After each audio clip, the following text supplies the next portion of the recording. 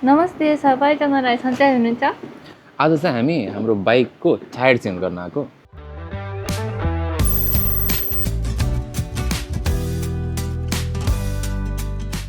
र हामी चाहिँ हाम्रो बाइक चाहिँ यहाँ पसलको मान्छेलाई बुझाइसकेको छौँ। अब 2-3 घन्टा जति लाग्छ होला बाइकको टायर चेन्ज गर्न। र यो भित्रको पसलमा के राखेको छ है, बाइकको एक्सेसरिजहरू धेरै कुराहरू देखिरहेको थियौँ।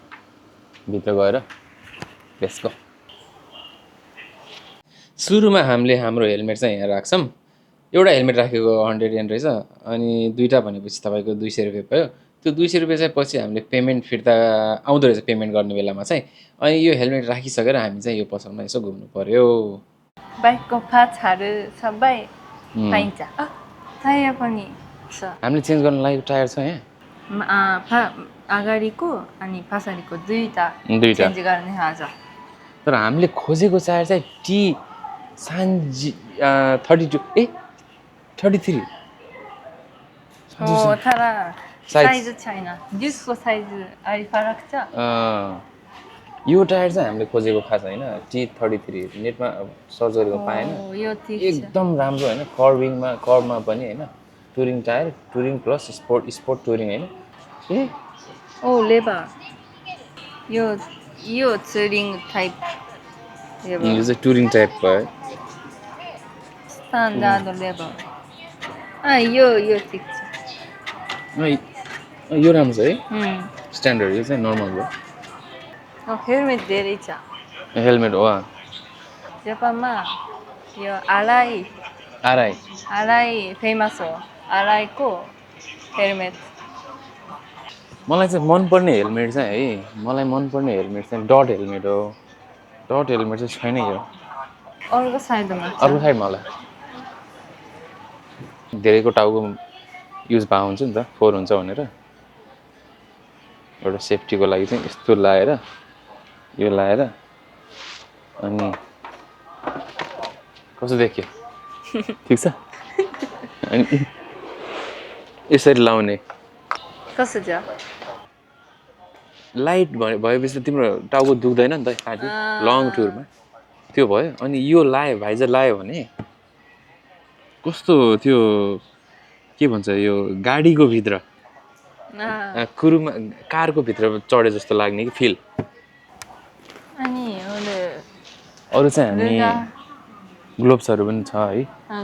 अनि यो चाहिँ उ भयो के अरे, ट्याङ्क ब्याग।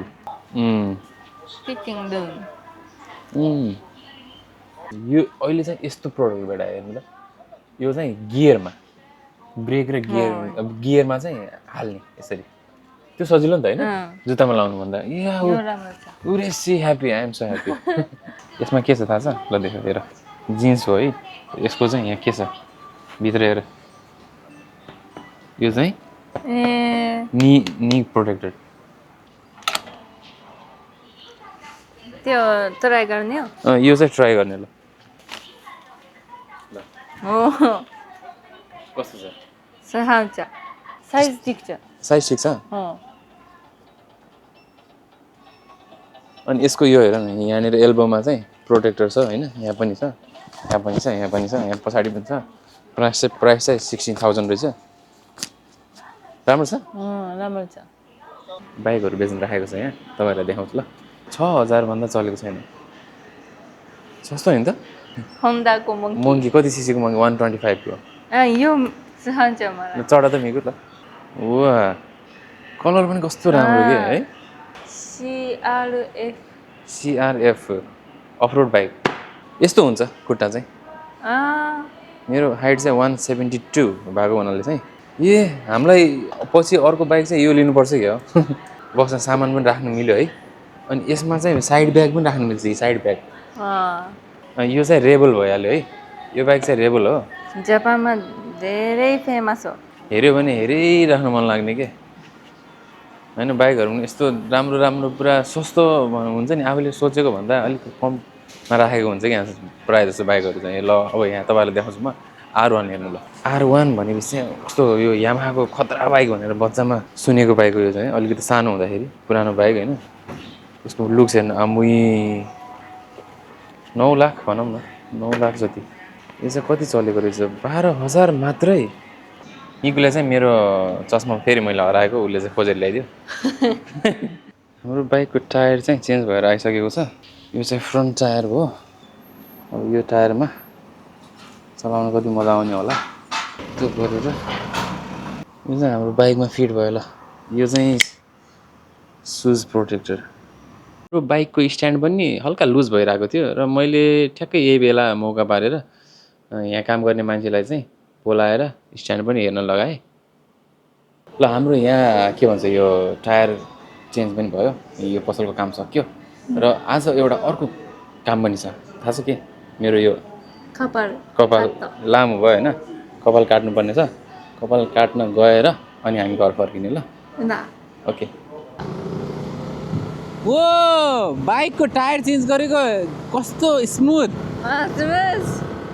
पुरानो टायरमा चिप्लो जस्तो चिप्लिने जस्तो हुन्थ्यो होइन जस्तो थियो अहिले त्यस्तो फिलिङ आउँछ छैन नि अहिले त्यस्तो फिलिङ छैन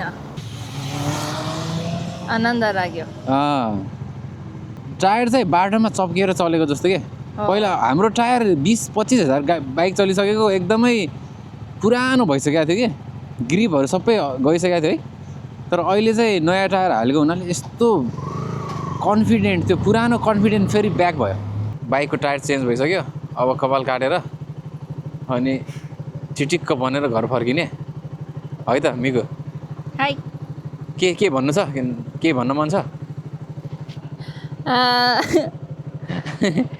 नेपालीमा कस्तो छ आज गर्मी छ कि के छ आज गर्मी छ तर अहिले ठिकै छ ल तिमी बोल है त ल म बाइक चलाउँछु अहिले जाने ठाउँमा हामी पहिला बसेको ठाउँ हो हामी पहिला बसेको ठाउँ हो तर यतातिर ट्राफिक जाम धेरै हुन्छ यो बाटोमा है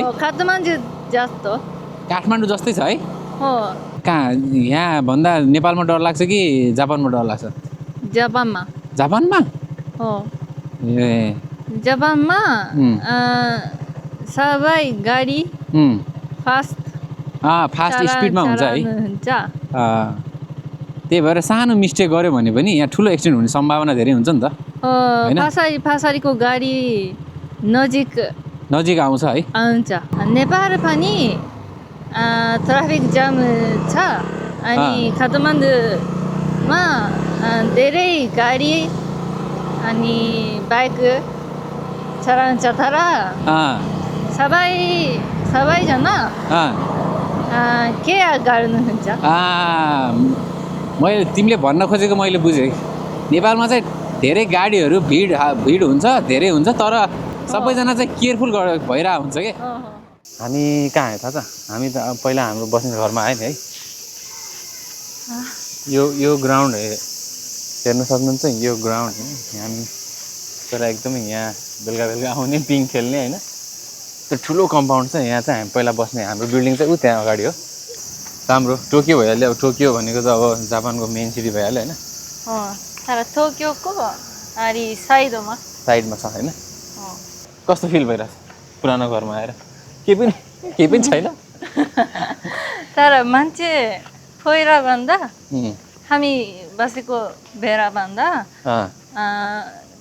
मान्छे धेरै छ धेरै भयो है अहिले धेरै भयो विदेशी पनि हुनुहुन्छ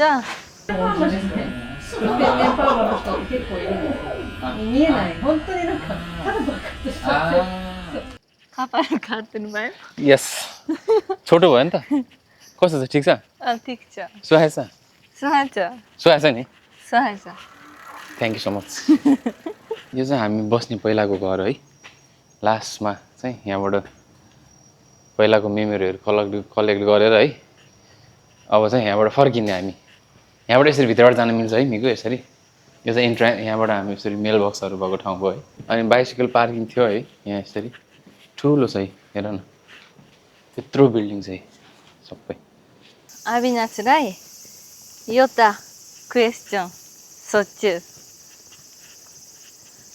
तपाईँ हजुर चितो कपाल काट्नुहुन्छ छिटो छिटो कपाल काट्नुहुन्छ किन किनभने मेरो कपाल चाहिँ छिटो लामो हुन्छ कि है किन लामो हुन्छ थाहा छ म चाहिँ एकदमै प्रोटिन लिन्छु होइन प्रोटिन चाहिँ कपाल झर्न अनि कपाल लामो बनाउनु छ भने प्रोटिन इज द बेस्ट ट्रेनिङहरू धेरै गर्छु त्यो प्रोटिन चाहिँ मेरो बडीमा जाँदैन आजभोलि मेरो बडी एकदम छैन आजभोलि पहिला जस्तो प्रोटिनहरू यहाँ जान्छ यहाँ अनि कपाल छिटो बढिरहेको छ